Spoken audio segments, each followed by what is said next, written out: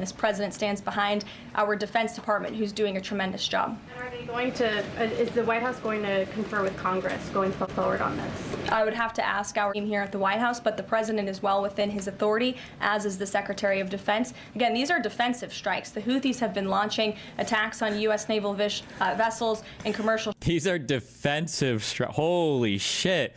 Not only are we giving all of our money to Israel, now we're taking foreign policy tips from them. Just kidding. Video games. Ships for quite some time. Go ahead. Karoline, the pause on the Canadian and Mexican tariffs, the fentanyl tariffs, that's set to expire tomorrow. Is the president considering extending that pause? Look, I will let the president speak on the specifics of the tariffs tomorrow. But as for fentanyl, we have seen this has certainly caused a national security crisis here in the United States.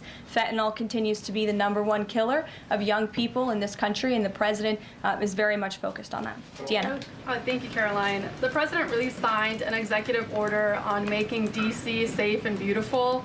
On the campaign trail, he talked about making New York great again. Does he have any plans on establishing a similar task force? Has he been pressuring Governor Hochul in any way in his conversations? Oh, and then also real quick, one thing that I think is kind of weird about Trump drone striking Yemen is I feel like if you were just a good negotiator, I feel like you wouldn't even have to drone strike the Houthis. Like if you just like, I feel like if you just had like a good conversation with them, I feel like they'd stop. Like if you just had a good talk. War and foreign expansion. That's right. What is that? I think it's just a failed mentality. It's crazy. You can solve problems over a telephone. Instead, they start dropping bombs. I see recently they're dropping bombs all over Yemen. You don't have to do that. You can talk in such a way where they respect you and they listen to you. Viktor Orban of Hungary, you know, the leader, they call him a strong man. Who cares if he's a strong man or not a strong man? He's a very powerful guy. Yeah, we just have to call him, right? To be fair, this is a long time ago. This was like 10 months ago. It's about New York and lowering crime. Well, he has been in correspondence with Governor Hochul quite a bit on the issue of crime, also on the issue of congestion pricing, and so many other issues that are facing New Yorkers. And he wants New York to clean up their streets just as he does here in Washington, D.C. He also speaks to Mayor Adams as well. So he's engaged with state and local leaders across the entire country to ensure they're doing their part to help American citizens in each and every state, regardless of if it's a red state or a blue state. And then a question on Russia. Yesterday, the Russian government said that their new goal is 160,000 conscripts for the war. Has the president seen that number? And does he have any response given his recent conversations on peace talks? Well, I can tell you what the president said last night, and that is he is frustrated with leaders on both sides of this war. He wants this war to end. There are men that are dying. Day one, remember, this war was supposed to end day one in office. Day one. What happened? We were supposed to see a day one. Day one. One, as in the first day in office. This war was supposed to end day one, the very first day. What happened? On both sides, and it's been going on for far too long. Our team continues to be engaged with the Russians as we... The religious guy from Jubilee didn't get your DM. He wants you to DM him again. I DM'd him. We're DMing. I might debate him. We'll see. He wants me to like try to set up a he wants me to like set up like a full event, like in real life. To do a fucking religion debate. I don't know. We'll see. We are with the Ukrainians, and the president continues to be very, very much engaged on this topic every single day. Caroline. Sure. Caroline, Sure.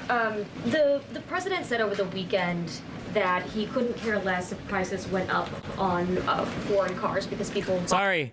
You are right. I am lying. He didn't say it would end on day one. He said before he even got into office, it would end. My bad. I will prevent, and very easily, World War III, very easily. Before I even arrive at the Oval Office, I will have the disastrous war between Russia and Ukraine settled. It will be settled quickly.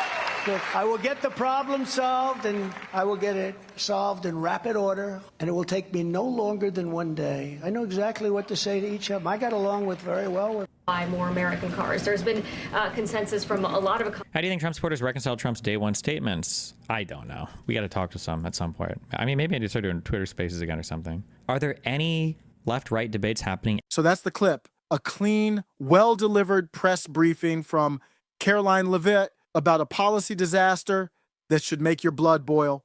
Let's break down exactly how bad this really is. What's happening now is not foreign policy. It's foreign servitude. While Americans struggle to afford groceries, our government is off playing Call of Duty in Yemen, and what do they call it? Defensive strikes. because apparently when you launch hundreds of munitions at sovereign territory 10,000 miles away, it's not war, it's babysitting commercial vessels. That's the Orwellian scam being peddled by Karoline Leavitt, Trump's press secretary, who literally said, again, these are defensive strikes. The Houthis have been launching attacks on U.S. naval vessels and commercial. That's the level of linguistic gymnastics we're dealing with. Defensive is now a blanket label for any foreign bomb run we don't want to explain to Congress. Even as she admits we're launching missiles overseas, the defense is that the president is just following orders from, well, himself. As Karoline said with a straight face, the president is well within his authority, as is the Secretary of Defense. This is unconstitutional warfare, full stop. The War Powers Resolution makes it explicitly clear no president can engage U.S. forces in hostilities beyond 60 days without congressional authorization. That's not a suggestion, it's the law. And frankly, even the first missile should require a congressional vote. There is no constitutional justification for the executive branch to wage war unilaterally. Whether it's for oil, optics, or some vague invocation of national interest, Trump hit the 60-day mark and kept going. The excuse, legal gymnastics. The reality, we're firing missiles into Yemen to defend a foreign country's regional ambitions, not America's security, and not with Congress's consent. That's a direct assault on the Constitution. This didn't start with Trump. It's a multi-administration con, a bipartisan game of let's bomb a proxy and call it peace. But now, under Trump's leadership, the same deep state tactics he ran against in 2016 are back in full force. The people who warned us about forever wars are now explaining why this one is fine. Destiny caught the absurdity in real time.